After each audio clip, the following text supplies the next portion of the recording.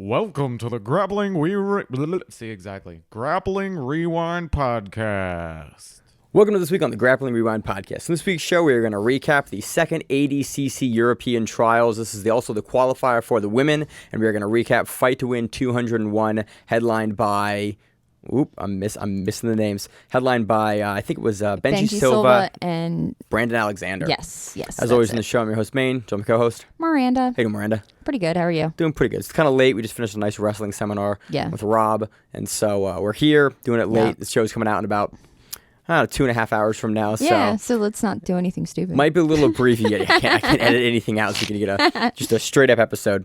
In news this week. Not really news, like it's Jiu-Jitsu news. Yeah. Ty Rotolo is going to face Gary Tonin May 20th and 1, so we're going to preview that kind of more in depth next week. And Cade Rotolo, his brother, is going to face Shinya Aoki as well in 1. One also announced as the big Platinum ADCC 2022 sponsor this week as well. Yeah. Which, and again, they're putting a ton of money into Jiu-Jitsu, and I cannot wait because... Dude, I want to watch more one cards. That product, watching the last one card live was awesome. It is fun, especially because they put the grappling towards the beginning, so it's the free card, which... Well, the whole thing was free. Like, I watched all those title fights on YouTube. Oh, really? Like, they broadcast the whole thing on YouTube, and it was awesome. I think they're on... They're on Amazon Prime now, I think. Oh, yeah, they did announce that recently. So I don't know if this card's going to be on Amazon Prime, but regardless, I have that, so it's fine. Yeah. But... I'm excited that one is, again, putting more money into grapplers and into athletes. I like the fact they've always had a good reputation for taking care of their fighters. Yeah, fighters in one seem to like getting paid in one. And they put them in nice hotels. They take care of them. They give them everything they have some interesting weight cutting rules, which I think they were nice to hear about a couple years ago. They can kind of get gamed. People have kind of figured out how to game them now. And it's Asia, so they can... Well, Asian fighters typically cut less weight. And they can kind of take whatever they want. They kind of can. But overall, I like watching. I like watching ONE FC. It's a show. Yeah, it's a show. Yeah. It's a production. There's not a whole lot of ad content in between stuff, so fights tend to run really quickly. Again, if you're curious about ONE FC, go watch the last card they have on YouTube. It's free. They have a bunch of Demetrius Johnson fights on there now. Yeah. They have Gary Tonin's fights on there. Like Demetrius does all these crazy matches where he does like one Muay Thai rounds and one MMA rounds and all that kind of shit. Overall, again, happy that ONE is doing there. We are going to get to cover ONE FC.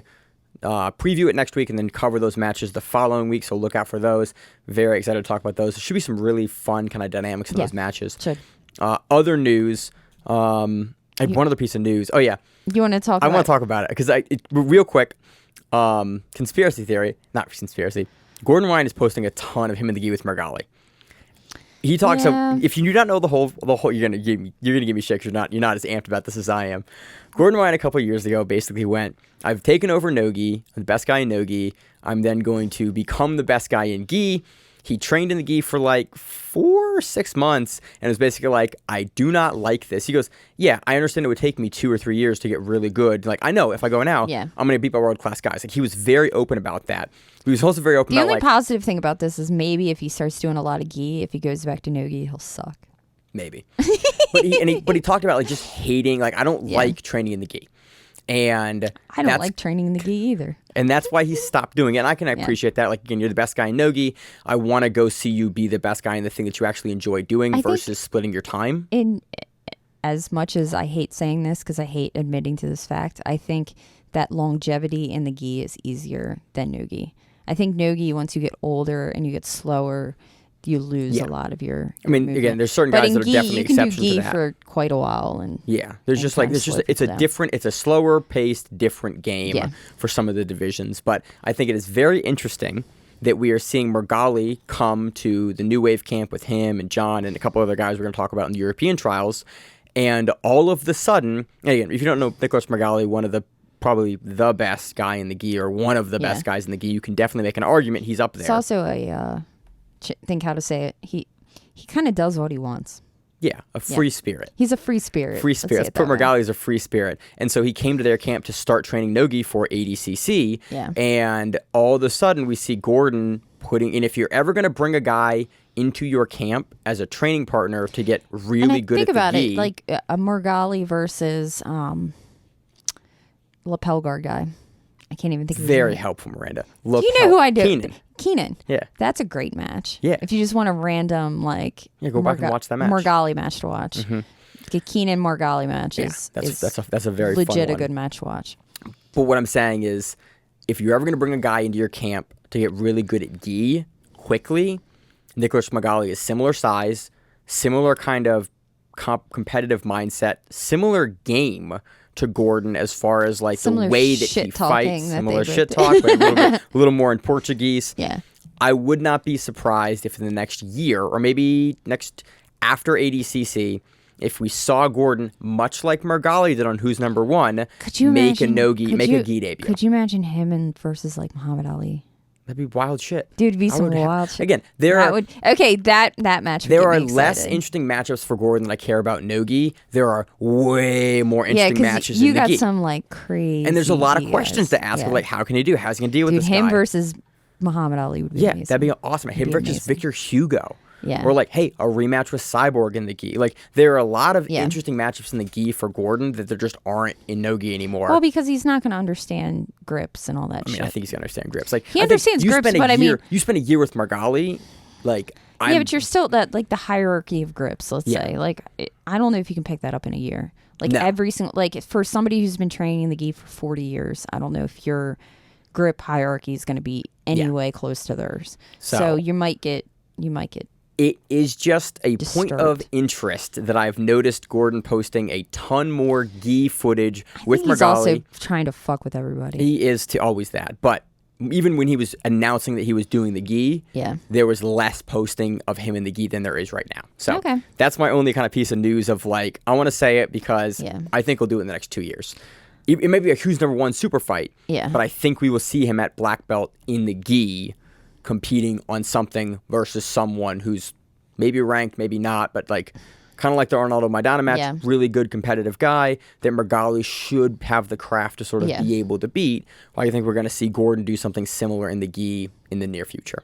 Okay. So that's all I got from news. That's not really news. That's just me like noticing your something. Conspiracy theory. My conspiracy main coming out. We're still waiting for ADCC to post their open for the International Open. We are. In Las Vegas. One day they will post that. Excited for that. I may ref that. Oh, and IBJJF's coming to DC. IBJJF is coming to DC. The whole team is getting together, and we're gonna a bunch do of people are going to do it. I'm not going to do it. Why not? I don't like IBJJF. I don't either, like but I'm competing still doing it. That's fine. Good Still for you. doing gi and no gi. Good I'm for going to you. do gi. You do it. Can you imagine that? It'll be fun. So, moving on to ADCC European trials. Again, like I said earlier, this is the second European trials. This is the qualifier for the women as well. In Poland. Dude, they had the greatest music in the background. They did have some fun music in the background. It was some dance house music in the background while the matches were going on. Very stark contrast to West Coast trials for some of the production. I actually sent a message to one of our friends being like, hey, do you think your performance would have been better if you had some like dance music in the background going? So, Miranda, it's very late for you. What? I know, it is. And so I'm going to go off on rants. We're just going to run through the finals here again because it's late in the evening. I do want to get the show out before the deadline of midnight for me.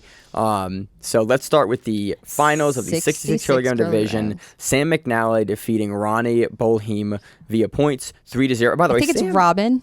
Isn't it Robin? Oh, it's Roni. Dude, no, sorry. So I'm looking at the BJJ Heroes results, which have a couple of errors. Just FYI. They haven't made some corrections yet, so it could be the wrong name. Yeah, it could be me just completely messing up the name too. Possible. Robin. Robin, yep. So I don't know. It's either it could be one way or it could be the other. It could be the person because the person has to type in the name. Right. I'm not sure. So, again, a lot of the European names. Again, you're going to hear a struggle here for a kind of a multitude of the names for the Europeans, as we always do. Again, I always appreciate the DMs that help us out with those names. So Sam McNally is an Irish dude. He was so quick. It looked like he had a great run. He did. It was 66. 5 in a row. And I watched him, and it looked like he was in fast forward the whole time. Yeah. Like, it's wild when you watch somebody who can just move This like was that. a slower paced match towards the beginning with a lot more of him playing the guard and Robin really trying a multitude of things to try to grindy double get around him. That didn't work. I was like, holy shit. Well, he tried that. He got his knees all the way up to his head, and he just regained his guard back. It was Sam has a really dynamic guard, and like a really, again, just really lower back, really hard to pass. One thing I thought was really neat in this match as well was you saw a lot of you see Sam deal with the Toriano pass that Robin was throwing as well. Yeah. So once the kind of crushing knee cut, the pressure passing wasn't going to work, you saw Robin pull out and like try to throw his legs by. Yeah. And, like you saw him kind of deal with, okay, the thing I want's not working. Yeah. Let me go to a completely different passing game. And he started putting them together too. Yeah. He Towards was doing the a whole middle end yeah. of the match, you saw like, okay, I'm going to try It this. was like a try flurry. in and out. Like we're gonna just flurry you and hope that we can get past. And I you was at some really point. impressed with Sam. Like at no point did Sam's guard look like, oh, he's about to get past. It was like, oh man, Sam has such a bulletproof guard here. Yeah. And eventually Sam kind of like scoots out. Again, this is where I'm annoyed with some of the production. There is a great scramble that happens here. And we don't see it. Because they keep panning to the crowd and to the coaches. Yeah. So I assume, and you talked about it, Yeah. the only thing he could have done is wrestle up here. Yeah, he had to wrestle up or somehow get up behind him because he was on his butt, and then all of a sudden it went to his coach, and then all of a sudden it was on his back. He's like to the side and kind of like a Yeah. single leg on the outside. Yeah. And then he jumps to the back with, he does get the hooks in. He doesn't get the hooks in initially. He gets the, Triangle? not the power half, like the leg ride on the outside, Yeah. where you have a power hook inside the center and your other leg is over top of that. Yeah. And it basically allows you to get really, really good control on the hips. But Robin does a good job trying to like shuck him off the top, Yeah. but Sam keeps his hips on Robin's And dude, back. he could have grabbed a leg and did the. Sulubayev stretched. Yeah, Miranda and I are looking at a freeze frame we're looking at it here. right now, and I'm like, he could have grabbed his leg. It looks exactly the same position that we saw Yeah. Cisneros hit it Yeah. versus Johnny Grippo in the semifinals at 66 at West Coast Trials. Ripped the fuck out of. Yeah, and Grippo's on crutch. I think Grippo's off crutches now, which is good. Yeah, I think he's back to training. Which I'm happy because I like watching Grippo compete, and so I'm happy that he was able to deal with a hamstring tear or some sort of injury. I'm completely amused by his training camp and how sweaty they get and how nasty the mats get.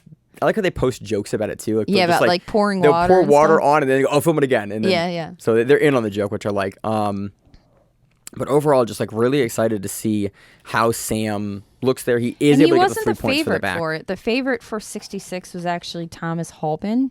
Yeah, who Halpin's lost- really good. Halpin lost somewhere before the quarters. Mm-hmm. Yeah, he lost. wasn't- He yeah. lost early. Again, I haven't got a chance to look through some of the trials Yeah. matches. It has been kind of rough to go and parse trials footage. It's just not. It is not produced like West or East Coast trials was. It's hard. This is also, we had Brasileiros this weekend, which we're not even really going to talk about because Brasileiros was on YouTube.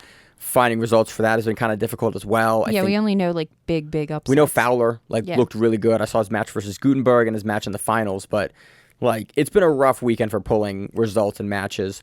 Regardless, I was really surprised. I think Thomas Halpin was in the finals last time. Yeah. Or the semifinals last time. And he was the guy that I had picked to definitely take this. Did you? Oh yeah. In my head, I don't think we talked about it on the show, but I was like, just given his performance last time and his performances at Grapple Fest, and all those like UK super fights, Battle Grapple, I assumed that he was gonna do this, but he gets knocked out early, and that's again very, very like surprising. He Yeah. actually got beat by a oh no, I don't have that actually. Yeah, here. I didn't go back and look. So I should have probably looked. Sam at it. McNally, 66 kilogram, is now the European champion for 2022 and moves on and punches his ticket to ADCC Worlds for 2022.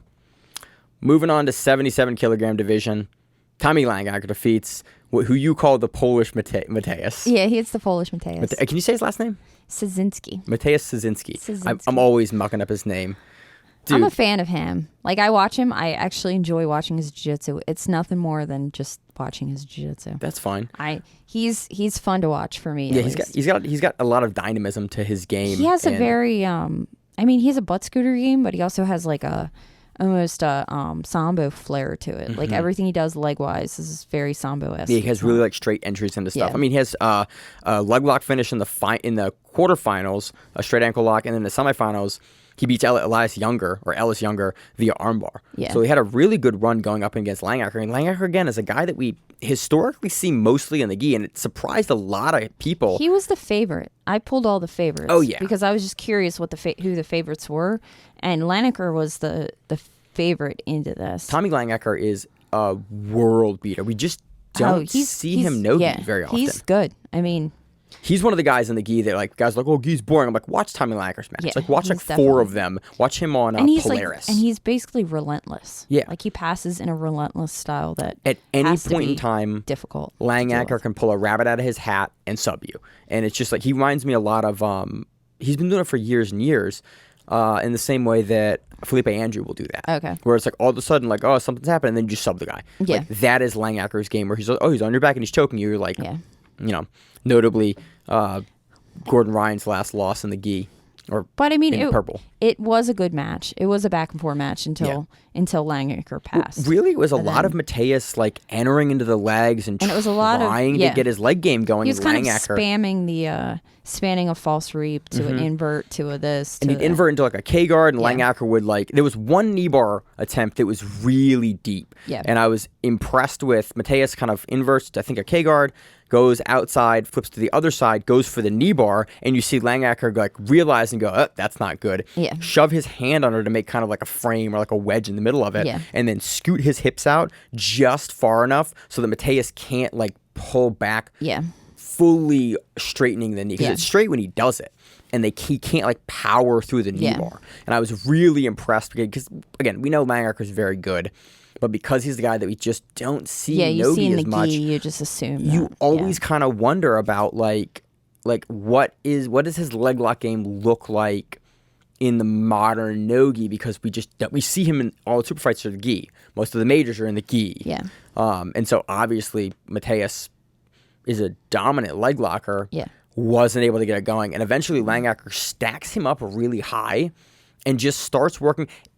He starts working the double underpass the way that I teach people not to do it. Oh, and that's what claps stuck your out. Hands? Yes, it got on the chest and on the hips, Yeah. and it made me laugh. I went, I mean, you can do it that way, but it just makes me laugh. It's because you can flare the elbows, right? No, Is it's that your because big issue? typically you have guys that have really good hips. So what I'm talking about is Tommy Langaker has double underpass on Mateus. Yeah. And his hand is locked around kind of the waist, and instead of like reaching over for a shoulder, he just uses Langaker uses his own shoulders to shuck across Mateus's legs and get the pass that way. Yeah. He doesn't have to reach across the shoulder to turn everything and grab. And it is something that, because again, that I don't teach black belts very often, or not usually attending my classes.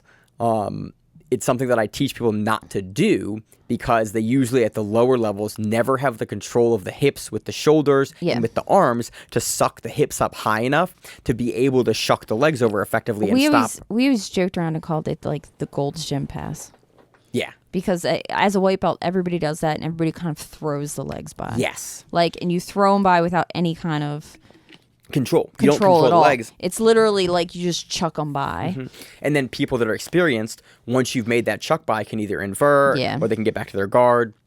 And at a higher level, at like a middle level, it just doesn't work. And then you see again Langaker, world-class grappler that he is, like, if you're really good at it, it totally works. And it just made me laugh. Because some people's bodies have, and you've been doing it for such a long time, you just know you can do it. But it just made me laugh because I watched, I was like, oh yeah, that's the way I teach not to do it. But like, I don't teach people of Langaker's like ability. And so it's like, you can do it. If you are that good, you can, and you have that level of control on the guy, you can do it. Langaker does that, gets to the back of Mateus because Mateus turns to avoid the points. This is also the one where Langaker gets is this the one where he gets a go-go plata? No, that was another match. Different match. Oh, different match. He got a go-go plata. It was freaking great. Or at least he tried. He went for it because he went over for the omoplata. Eventually, Langaker kind of walks down the back pretty quickly, actually, after getting to the back, tries to trap the arm. Langaker is so good on his finishes. Again, he's a guy... He's a notorious... And his legs just like crawl up the body without any kind of movement. It's he just opens like all his hips and he's really tight while he does it. And then Mateus... You can tell it's super controlling. Yeah. Well, you just... The way that he crawls up the body, you can tell that Mateus can't like shuck either side. And he can't really roll or do anything. Yeah. And then Langaker just throws the arm across and he's so good on the back, even without the gi. Gets the choke, gets the rear naked choke pretty quickly. I mean, Mateus doesn't fight the choke for too long. No. There's not a whole lot of hand fighting. That kind of speaks to just the domination that Langaker can kind of impose once he gets you controlled on the back. But we've seen that for years and years with Tommy in the gi. It's really cool to see Langaker, I want to say back in ADCC, because for some reason I think he has been in ADCC before, but I may be incorrect about that. And this is one of those where it's like, I may be incorrect about He that. had 7 matches, 3 back. Yep. 3 matches, 1 by submission, and without a single point in all 7. Yeah. Weird so fact. that kind of speaks to Langaker. Yeah. Again, It was one of the triangle guillotine and a rear naked choke. yeah, I did watch that shit. which is dope. Okay, well, yeah, watch Tommy Langaker. Like he's a guy. If you he's watch, a guy that's if you fun watch to his, watch. and if you watch his highlights, you can watch his highlights and in 5 minutes just see a bunch of shit that his just complete dominance and control over everyone. Absolutely a lot of fun. So moving on to 88 kilograms, a division that no, this isn't the division you were 99 is under 99 is the one you were excited about. 88 Was kilograms. I excited about 99? Owen Livesey is in plus 99. Oh, yeah. Okay, and Luke Griffith. But moving on to the under 88 kilogram division. In the finals, we have I always mess up. Santeri Lilius. Lilius. Santorini or Santeri Lilius. I have jacked up his name for years and years. He's one of the Europeans. If you are in Europe and you listen to the show, please DM me and be like, "This is how you say his name," because we've come this far and he's now in ADCC. I got to get the man's name right when I try to interview him. He's Finnish, but his gym. Tommy's Norwegian. Yeah, his gym is in Spain. Yeah, Really? it says he owns a gym in Spain with Luke Barnett that used to be in the UFC. Barnett, yeah. Not It's Big Slow. No, not Barnett. Like Barnatt. Yeah. Barnett. Yeah. That's like Josh Barnett, No, right? it's Big Slow. Oh, okay. Yeah. I was like Josh Barnett. No, No, it's like- Luke Barnett. Yeah. Yeah, anyway. Luke Barnett, Big Slow. Oh, okay. Was his nickname, and See, he was like, I don't know that one. yeah, old school. I think a middleweight. But in the they UFC. own a gym together in Spain. So this was. It's my random facts of the day. There's a lot of standing. It is a lot of standing. There's a lot of standing in this There's match. there's a pretty duck under at one point. I'm trying to think. And then Bruno was actually the favorite, and he was actually winning until This was kind of a weird. close to the very, very end. Pretty much the last 15 seconds, I Yeah. think. So it's I have 10 seconds written down. So yeah. It's no score, a lot of hand fighting, a little bit of back and forth on the mat. Bruno was kind of controlling the center, kind of pushing. There was a him out. little bit of a guillotine attempt there Yeah. at one point, I think. But Bruno, in the last 10 seconds of the match, goes for a pretty weak shot. Yeah. And he tries to pull a Tonin. No, I wouldn't even say that. I think that he was trying to, and it just didn't. He wanted happen. I don't know. Didn't want to get called for the stall. Yeah. So he shoots, and again, I'm curious why he did this. Yeah. He then doesn't drive forward for the leg. So in ADCC, the rules are in the regular tournament for the first 3 minutes there are no points, and then after that 3 minutes there are points, and if you pull guard, you are assessed a negative point in the points period of the time if you pull in the second half. Yes. In the finals for trials, it is 2 4-minute periods with an optional 4-minute overtime. There are, if you pull guard... Who knows when the hell that's going to happen. If you pull guard at any point in the finals match of trials or the world championships, you are assessed a negative point. So the way that in the rules meetings and the way that people kind of get around, this is what Paulo does, this is what other people have done, Nicky Ryan's done this in ADCC, is you will shoot kind of a single leg, a double leg. Gordon Ryan's done this. Yeah. You shoot, you drive forward, actively looking for the takedown for 3 seconds or more, and then you pull guard. And then you basically sit back on it, and it is a failed takedown attempt, and you are not assessed the -1. You can then begin to work from your guard, and it is a way for people who want to play from the guard to get around that rule because you actively work for it. Gary Tonin, this was his money for the last ADCC trials. So what happened is Bruno shoots, doesn't drive forward for 3 seconds, kind of goes under for a butterfly guard sweep, and then Santeri just kind of crushes him with the chest. He kind of leans forward heavy. And then the match is over. But because Bruno didn't drive for 3 seconds on the takedown, he is assessed a negative, and he loses by 1 point. And Santorini wins the match. Yeah. And it was just like, it was kind of tragic to see because Bruno was the aggressor, was doing more, was like, I think in my eyes for the decision, was in the lead in this match. Isn't this what my Polish Mateusz did against against Taza. Against Taza. In the first European trials. Yeah, in the first I think European it was a variation of this. It was a guard pull. But I think it was in overtime. It was an overtime and it was just a pull. He just pulled. Yeah. He didn't But it was the attempt to same take kind down. of thing. It was a complete It was like you make an error. tactical error. You make an basically. error at the high, in the trials, and you go, I was winning that, and I pulled. And I mean, and gave the points up. sometimes people do that because they know they can get to a better position. Yeah. But And again, had he if you're gonna do that, you need to do it not in the last 10 seconds of a match. Yeah, and again, and maybe Santeri did a yeah. great job. He immediately threw his hips forward, addressed the Now, butterfly guard, and pulled him in, and stopped it. I've had teammates wait to the last 3 seconds of a match to do a sweep because they know once they get that sweep, they get the points, and the person can't re-sweep them. Right. So they settle with 3 seconds left. Yeah. Yeah, and I mean That's a thin line to fight. It's a thin, like you said, it's a thin line. Yeah. So you're playing with, and especially at the high, like in ADCC trials, you're at the highest levels of the sport, especially in Europe. Maybe he thought he was gonna lose. Who knows? I mean, it was for me on paper, it looks like just a tactical error. Yeah. It's unfortunate, but again, we see it. We see errors like this at the trials, sometimes in the finals. Yeah. Next match, 99 kilogram finals. We have Luke Griffith from New Wave. We had a lot of hype around a lot of the New Wave guys. Yep. Jordan Ryan, John Danaher, Meregali, coming into this tournament. And Luke Griffith is the South African gentleman that won. Who did he go against? He won against somebody who's number one. Okay, that was who it was. Yep, versus Joe Derkyshin. And he just climbed him and took him just out. choked him in what? Very short period of time. Less than a minute and a half. Like very, very quick. And they've been Flo's kind of pushing him a little bit to kind of just show that he's the real deal. And then he comes into this trials and holy shit.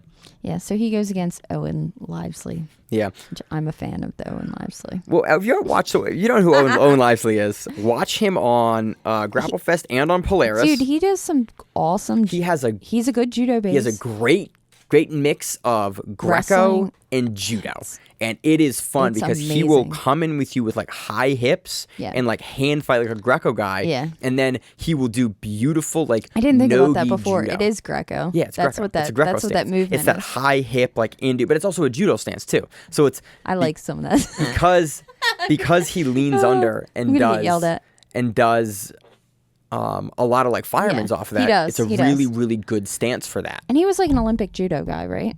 To my knowledge, he was an Olympic judo guy. Okay, I'm almost positive, and I don't think he ever. I don't know if he won anything or not. No, I don't think he won anything, but he was on the Olympic judo team. If you watch how he addresses people in standing, like there's no fear in that dude. He's not worried about you taking him down. Yeah, then it normally cuts himself up and has to get his head wrapped. Yeah, and all that kind he's of got stuff. paper skin a little bit, but he can cut the eyebrows. So in this match, the biggest kind of they fought on the hands for a little bit, and Luke Griffith was visibly taller. Yeah. And if you fight a kind of a taller guy, it leads for you can get under their legs a lot easier. Yeah. And so Owen basically ties up into like a little bit of a clinch, and then drops under and leaves his arm up for a fireman to basically, and he kind of lifts Luke up, and instead of like immediately going over, Luke sags on his shoulders. Yeah. And then immediately starts attacking for the back. Yeah. Owen goes, nope, kind of half lifts the fireman and turns him over. Flops him. And flops him. It's before the points period, though. Yeah. So there's no points scored. But again, Luke Griffith's on the bottom. Owen Livesey is kind of now pushing that heavy pressure game on top. And I'm like, okay, well. And then he's butterfly sweeps him. And then like Owen Livesey hits him with I watched this 3 or 4 times because the camera angle on it isn't my favorite. Beautiful butterfly guard sweep with the overhook trapped on Owen's arm. Lifts him up. Owen tries to basically post on his head and ride the hook over. Yeah. So he goes up really, really high. Yeah. And then basically Luke just goes, no. Yeah. Goes to mount on it. And then eventually pretty quickly there, another 30 seconds or something like that, goes to the back. I'm sure if you've been doing judo and Greco for that long in your life, your neck is probably jacked up enough that... I just think Luke Griffith threw it in really, really hard. You think so? Yeah, because he controlled the arm. when he came across the back, and then Owen's stuck with one arm low. Luke Griffith is a really long, lanky guy and has a lot of power. Throws it across, gets the rear naked choke, and Owen knew that probably he was going to have a rough time fighting that because Luke had passed the forearm all the way across the neck to get there. Yeah. And so... And he was pretty tied up at that point. Yeah, he already controlled the arm, and that was it. And so we get to see Luke Griffith move on to finals. I am curious to see... I think Freddie and Owen had a match on Grapple Fest. Freddie Rosgrove and Owen Livesey, and Freddie got injured. And I saw I think Freddie gets injured in his quarterfinals match, and then Owen moves on because I went to go watch that match. Yeah, and it's just Owen going onto the mat, raising his hand, and leaving. Okay. And so I'm curious to see what happened to Freddie in his Jan Kogel match, which was the quarterfinals. Yeah. Because Freddie's a guy that I know personally. And I'm just okay. very curious to know, like, I wanted to see him versus Owen. And I'm just very curious to see, what happened to him because he's been just on the grind as of recently.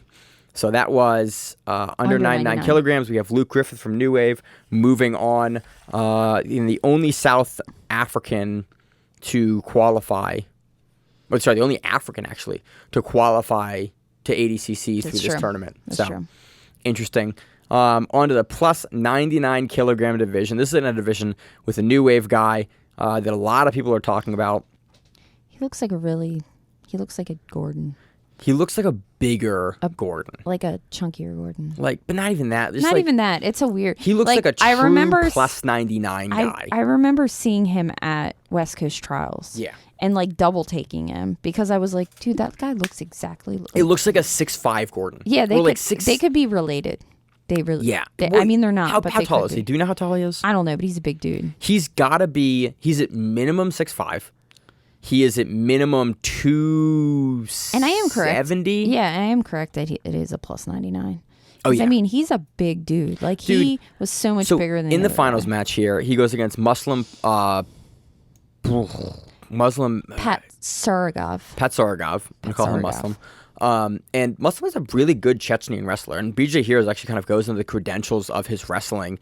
And basically to our knowledge, has never been taken down. There is a moment in this match where Daniel gets behind Muslim. Yeah. And Matt returns him. Well, no, because he starts to take him out of bounds. Oh, okay. And they go to the table, and then because it's ADCC, Daniel does a good thing, and he keeps the body lock. Yeah. They reset, and then they go from the static. And when they reset, you see how much bigger Daniel is than Muslim. And again, Muslim's a 99-plus kilogram guy. Yeah. And Daniel probably has, at minimum, 60 or 80 pounds on him. Yeah. And, just bends him over and just lifts and just slams him down. Again, it's legally to the side, and you see, it's a lot of dude coming down, and you see immediately Muslim goes, yo, that sucked, bro. Because immediately, you see, he doesn't turn his hips out. He immediately just kind of hits the mat and kind of takes a second to go, that fucking sucked. And then Daniel forces the turtle, starts to climb the leg. It's been since probably 40 seconds. Yeah.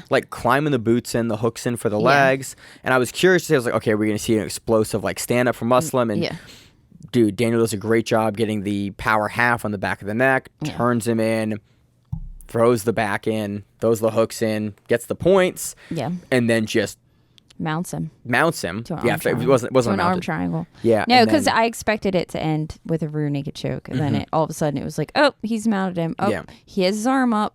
It's ultra heavyweights. You know what's about to happen. That was crazy. I watched that. There's a quick tap because that is a position that guys that are the size of Daniel have a power that will break your neck. Where it's I don't care if the arm is across your face, across your head. It doesn't matter. And you see him get up and he just hips down with his arms, and you're like, oh, there's no way that anyone's the physical, I want to say physical geometry, the structure of a human neck just can't deal with that. Was Daniel in finals? Was he in the finals match for West Coast Trials, or was he in semis? Do you remember? He was towards the end. We saw him when it was the big event. Yeah. Did he compete? Yeah, he did. He did right in front of us. Okay, so he's dual citizen. Yeah. He's a dual citizen. He did he did West Coast Trials, and he said he did West Coast Trials like 1 month after coming back from knee surgery.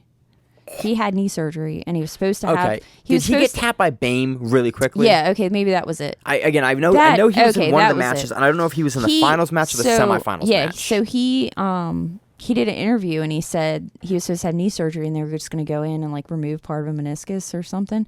And then when they went in, they were like, "Oh shit, your foot's a lot more messed up than it is," and it wound up being from 4 months to like 6 months. So it was a much more invasive, much longer. So he wound surgery. up having only like a month to prepare for West Coast Trials, and still made it to. He made it quite. We saw him in the semis or the finals. Yeah, and I forget which one offhand. Yeah, But I can't click on his name here in BJJ Heroes because they don't have that up right now. And he's relatively new to the world. He's a blue belt.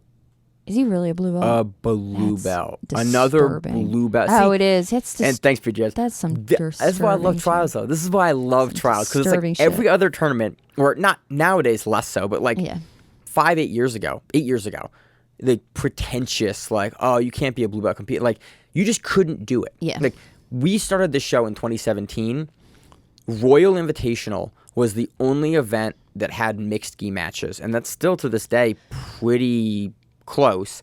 No-gi super fights were happening now. Naga's the only place you can really have a mixed gi belt. But I'm saying like it was uncommon, and probably not even anymore. But on super fights, you'd occasionally have and the other time it happened in brackets. Like you'd have a brown belt or a blue go against like an EBI or something like that. Yeah. You'd have somebody on a bracket somewhere, and usually they'd get kind of taken out. Yeah. Nowadays, we are seeing more and more people that are just like legit, real athletes under real camps, under real tutelage, come in. Normally, they also have a base. They have a wrestling base. They have a judo base. Nikki Rod. They have J-Rod. They have some sort of base about them before they. But they don't have belts, and that's my point. Is like they've not been training for 15 years in jiu-jitsu. And so they're coming in with like, yep, that guy is a blue belt because of his experience level in this particular martial art. And I'm okay with that because there are tournaments like ADCC Trials that let you go in as a blue belt. Like, hey, you think you're the baddest blue belt in the world and can beat all these black belts? You're like, yeah, go for it. Yeah. That's what's so beautiful about Trials. Like that dude who on paper as a blue belt would have a hard time getting like premier level top opponents normally can enter Trials and now can be one of the baddest dudes in the world, one of the top 16 dudes in the world going into essentially our Olympics of grappling. And the trial, that's why I think the Trials is so important, because it gives opportunities to people like that who normally would struggle to get opportunities based on kind of an arbitrary belt because of how long they've been doing the thing that we do under whatever person that they are promoted under. And so it levels the playing field for, hey, you really think you're that good? Go show me you're Why that not? good. Try it. So any other thought for all the men before we move on to the women? Nope. We'll move on to the ladies. Moving on to the ladies.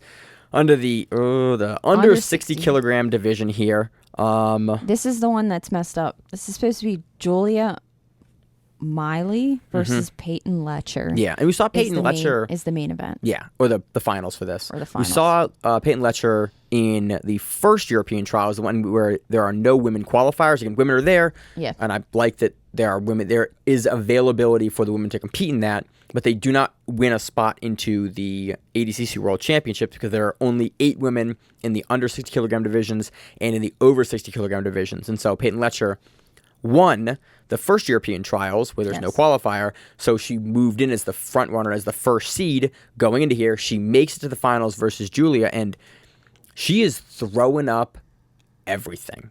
Yep. Arm bars and leg locks and triangles. I mean, at the beginning, Julia gets some sort of takedown, but of course the camera pans away exactly as it happens, so you don't know exactly what and then the next shot is super far away, and I'm like, cool, I don't know what just really happened. know what happened. She got her down. She got her down But it's somehow. again, no points. It was in the no points period. So there was no points. I went to overtime. This is the one, it's kind of back and forth. This is one of the more fun back and forth finals matches. I do have to say, Peyton was kind of putting the pace. Oh, yeah, absolutely. She was definitely I think putting if this the pace goes on to him. decision, again, I think Julia did a really, really good job positionally for a lot of the match, but Peyton seemed like very unconcerned with the positional work that was happening, and was like, she has one arm bar to the side where she kind of throws her hips to the side that I thought was very, very tight. And I went, ooh, that's going to be very tough for Julia to escape here.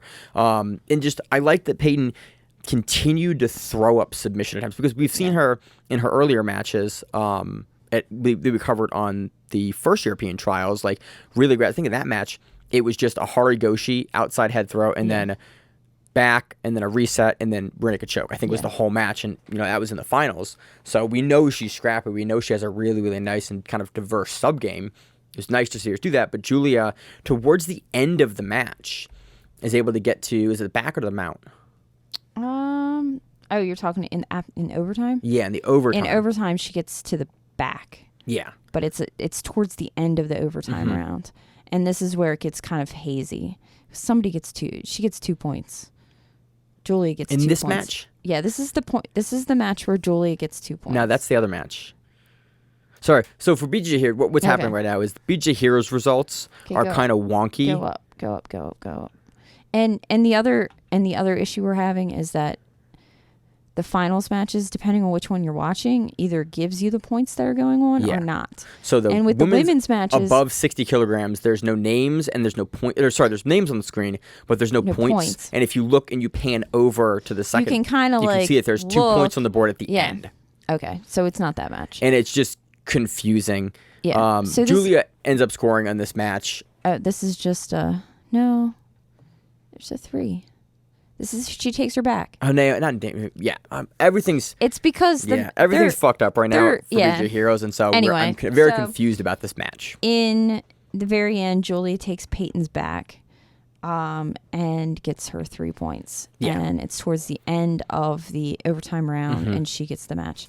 But Peyton was putting up the pace for most of it. It was a very, very fun back and forth. But it was back and forth. I mean, Julia had a power knee bar at one point that I thought was totally in, and it wasn't. Peyton was like, nah. I was like, oh, well.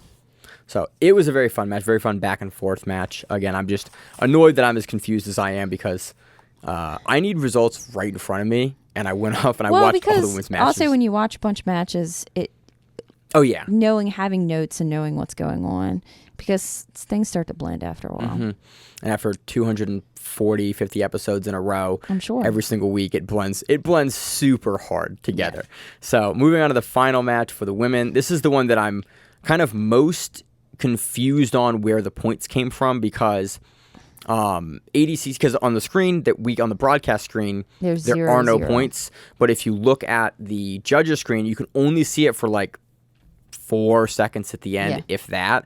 There are 2 points on the screen for, want to give me the name, Miranda?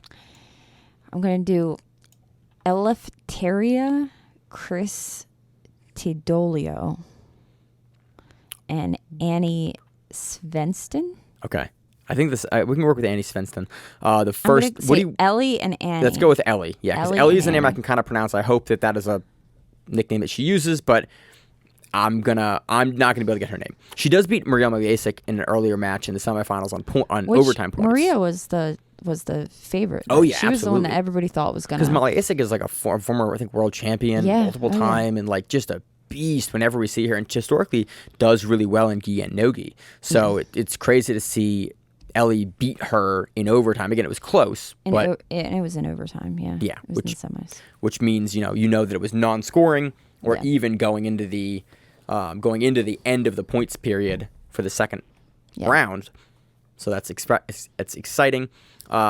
Even match. Towards the end of the match, there are points on the board. We do not know why. Yeah, you think it was a takedown because it's only 2 points. So there was a takedown at one point, and it was Annie shot to a single, and then Ella did a scissor takedown, and then Ella landed on her butt, and then they kind of went to the legs.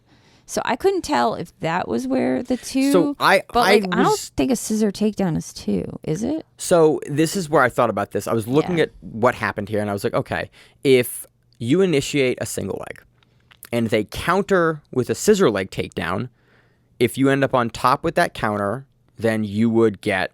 But they both ended on their butts. And that's the piece that I'm confused about, because maybe you Ella end up in a had- neutral position. The other there. thing is Ella had a mounted guillotine at one point. But I guess But you're not going to get points until Yeah. you clear, and And you have to clear the shoulders. That's yes. the other thing. And she didn't have both Yeah. legs over, but then they I don't went know. back, We've been trying to they figure went out where back this to neutral. where this 2 came from Yeah. because we don't know. I honestly just need to message one of the refs and go, hey, can you let me know exactly what happened here? Because Yeah. it was between the camera cuts and what I was watching, and it just made it difficult to score. The other thing about ADCC is the points are awarded by the table and not the ref. So normally what you can do is you can kind of watch the ref and you can see where they say Right. 2, you know? Well, but if also- you're not watching somebody say 2, then you and it's like The other thing that I actually like this about ADCC is that the points are not instantaneous. Like the judges Yeah. on the table will actually deliberate for a second, like talk, and like it may take them 30, 40 seconds sometimes if they will talk it out while watching the match about the sequence that happened, that is the scoring sequence. And when they come to a conclusion, they will then score the points. Yeah. It avoids a lot of points bullshittery where it's like guys are having to make a snap judgment call from a corner. Like IBJJF has a lot of like, you see stuff at the world level get waved off frequently. And I'm like, that looks amateur as shit. Like you shouldn't be having one guy thing, one guy wave off. And again, they're seeing different perspectives, and I understand that. But I just like that the table has a discussion with 2 highly qualified referees, and then they go, okay, that was points or that was no points. And then you're not having a coach that can look at the table and can scream. Like the coach is focused on the match, and the judges are making that decision. And then it just keeps everything more streamlined. Generally speaking, the coaches are nowhere near the table. Yeah. They were for West Coast Trials, which I thought was weird because East Coast they had us on the other side. Yeah, but you can 'Cause still they see. But you can see the points usually. Yeah. Again, I've only been to 2 of the trials so far, so I don't know how it's usually situated. Yeah. But for the World Championships, But for this, it they was on had, the cross side. They had them out. Yeah, so the and for coaches were this, on the they had- cross side. Yeah, which I mean, you shouldn't really have a coach right beside the table because you're going to scream at the table. I don't care who you are. But I like the ADCC. Typically, like streaming at the table isn't as much of an issue because there is a delay on the points, and then you're not arguing with a ref who's reffing the match. There's a table worker, and a table worker sitting down. He's comfortable. He's more than happy to not, fight with you because he has also corroborated with someone else who's an expert in the rules to make that decision. And you can talk about it after the fact. But I found there were very few scoring mistakes for the hundreds of matches at West Coast Trials. Yeah. We probably just missed something here with our confusion. I think it was probably a sking takedown. I need to watch it Yeah, again. because nothing else is 2. Right, but it was a Garpass 2. Garpass is 3, right? a reversal. A reversal. is Oh, two. a reversal. I wonder if it's a reversal. Yeah, and that was my only thought. Is like she came That's up, it the could have been a other thing. reversal. Yeah. But again, the points were on the board, and I was the footage isn't great for this one, Yeah. and it just got confusing. They kept cutting to the crowd, a guy in a green shirt. I don't know why that they were very interested in him. They were very interested in a couple people in the crowd. And But I have no idea who those people were. That annoys me No to clue. no end. Like never, if you're ever producing a grappling event, ever, you need to do 3 things. 1, you need to make sure that the camera is centered on the athletes at all times when they are competing on the mat. 2, you need to make sure that the audio of your commentary staff is balanced properly so that, they can hear. And 3, ideally, you make sure it's like you have more than one camera angle. yeah. Okay? You do those 3 things for the And most then part, you you can run a pretty good And grappling you event. also make all 3 of your cameras, if you have 3 cameras, all shoot the same sort of film. Because if you have one that's There's that. shooting at a different, speed than the rest of Yeah, them, then it but becomes nowadays, really like things weird like to watch. an A10 Mini can fix that. Yeah. Like a lot of converters nowadays, Yeah. especially production level, will fix frame rate issues Yeah. and stuff like that. But that was a big issue that we had here for trials. We finished the matches. There's some great stuff. A lot of fun matches. I want to go see some of the third place matches and semifinals matches that I didn't get a chance to parse through. But there was some frustrating camera work this weekend where a bunch of sequences that we saw were just like they would have a sequence happen and then they would cut to a coach or cut to the crowd while the sequence was happening. Yeah, or they would cut during a sequence that's an important sequence in the match. Like a scoring sequence in a match, and you're like, okay, cool. Like, I do not give a shit about what the crowd is doing right now. Yeah. You need to show me the match. And in grappling, like, the only time I ever want to see the crowd is on a replay, or maybe if you're feeling squirrely, you give me a small picture-in-picture of the coach and the match at the same time, because sometimes, like watching Andre Galvao coach during a match, they've done it for, I think, Worlds. Really interesting to see like what he is doing because it's actually informative about the match you're seeing. Where it's like, oh man, Andre's amped, or Andre's really calm right now. He's just coaching. He's calm. It tells you about the match. Never cut away from the athletes competing, especially during an active sequence. Like, don't do it. Yeah. Under any circumstance, unless there is a fire in the venue, then maybe like you stop the match and I want to look at what's happening. Fire. There was a fire in the Brazilian. At the Brazilian one, yeah. And I didn't see, I didn't cut to it, and I didn't see and it. We didn't even know it existed, really, until we heard about it. But that's my point. So that's why it is frustrating to cover this, because there were some issues. There was no commentary. There was delays on what we were seeing on the mat. Some of the matches like didn't have overlay. I think one or two of them didn't have an overlay for the athletes. Yeah. It's frustrating. Have the full names, have an overlay, just like is very stark contrast to East and West Coast trials. Again, I hope, I know ADCC is not going to have this happen at the World Championships, but it's just frustrating because we still have Asian trials, right? We should. We still have. There's some that weird, keeps getting moved. Australian and Oceanic trials and Asian trials keep getting bounced around. Countries are being weird about COVID. Yeah, and so I'm not sure what's happening, but I believe that is happening. I believe they're just doing. I think it is Sydney. I think they're only doing one. Yes, that is correct. They're supposed to do two, and they're only going to do one. So I think they're doing more invites as a result, and they're focusing on those regions if they're able to have strong candidates in those regions. Yeah. Somebody sent us a cool message, or there's a cool post on Reddit that had a bunch of standout names to look for both the European trials and for the Asian trials. I'll try to find it and post it on our story, but I may not be able to find it nowadays. But you'll see threads pop up like that. And overall, very fun to see a lot of the European talent that we just don't get a chance to cover as much because there are less super fight cards over there. Yeah. It was a lot of fun. So that's what Grapple Fest is for. Grapple Fest and Polaris give us some good. Battle Grapple. And I'm missing a major one, and I'm so annoyed. I mean, it's killing me. But it's 10 o'clock at night. We can think about it. So, moving on to a recap of Fight to Win 201. Just talking about the main event. Benji Silva versus Brandon Alexander. Benji Silva knew that this show was running a little long, and we had ADCC Trials to cover. We had Brazilians to talk about. So Benji Silva came in. He pulled immediately. And he got to work. And then pretty quick, Brandon Alexander goes, I don't want to do this. Yeah. Shucks out the first attempt. Yeah. And then Benji Silva immediately inverts under, threads the long side leg through, gets under the far side knee, traps it, pulls it into essentially like what is a saddle. Yeah. And then just it's kind of heel hooks. Outside saddle. Like it's not your typical like saddle. No, it's like it's an inverted entry. Yeah. Off the set, and then just knocks the heel hook up, and you can either go for the heel hook or for the Texas Cloverleaf here, or to spin over for it. Oh. And that's the entire match. Brandon Alexander tries to kind of face down or face chest up. Yeah. Is unable to free the knee line out of it, and Benji Silva and he takes it home super quick. Yeah, that's the entire match. Just like 30 seconds. Go back and watch it. It's an awesome sequence because you see Benji Silva have to like his initial sequence doesn't work. He goes, okay, well, I'm just going to keep throwing that because it's fight to win. Yeah. And then he does. And we know that Silva has a great leg lock game. So it's really cool to see him on a main event for fight to win, be able to showcase San that. Jose card. Mm-hmm. Yeah, there was a lot of fun grapplers. Again, Nicholas Green was on here. Dom Hoskin was on here. Sean Nickmerad was on here. Elias Anderson was on here. Gumby Marquez was on here. Alan Marquez. I watched his match versus Alberto Juarez. Juarez puts him in a Kimura in the top half guard and really keeps him there for a good chunk of the match. Gumby earns his nickname and has some very, very flexible shoulders and is able to avoid the tap and able to avoid having to tap to that. Yeah. But it's like even the commentary is like, man, that shoulder went about 4 times longer than my shoulder could have gone. So there were some great fun matches on that. All the fights are now parsed out.